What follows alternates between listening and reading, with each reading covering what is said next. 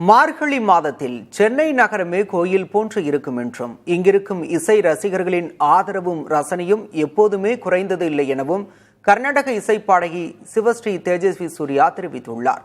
அவர் பேசியதை மார்கழி சிறப்பு தொகுப்பில் பார்க்கலாம்.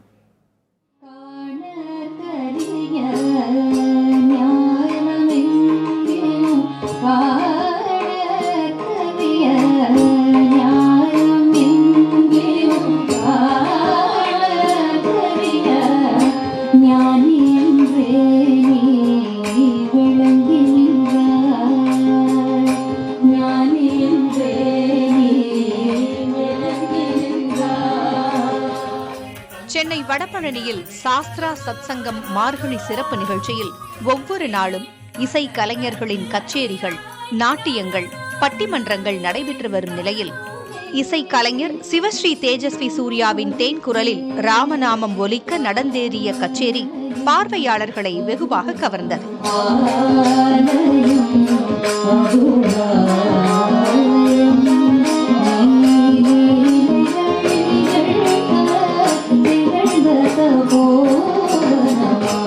சென்னையின் மார்கழி சீசன் குறித்து சிலாகித்து பேசினார் சிவஸ்ரீ.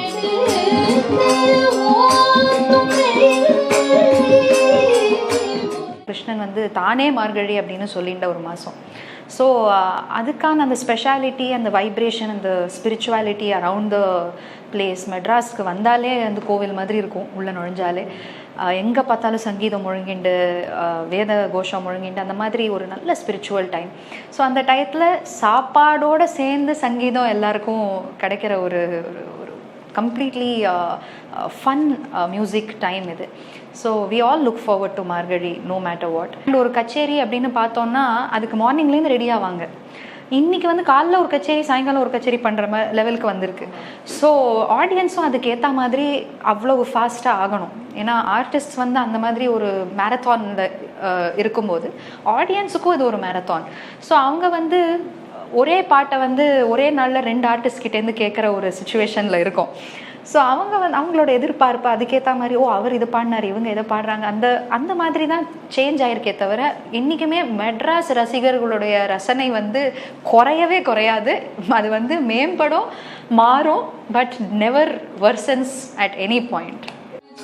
ஆண்டுக்காண்டு சென்னை ரசிகர்களின் இசை ஆர்வம் பெருகி வருகிறதையன்றி ஒரு நாளும் குறைந்ததில்லை என்கிறார்.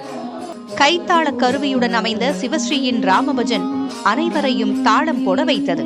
புதிய தலைமுறைக்காக ஒளிப்பதிவாளர் சதீஷுடன் செய்தியாளர் திலகவதி.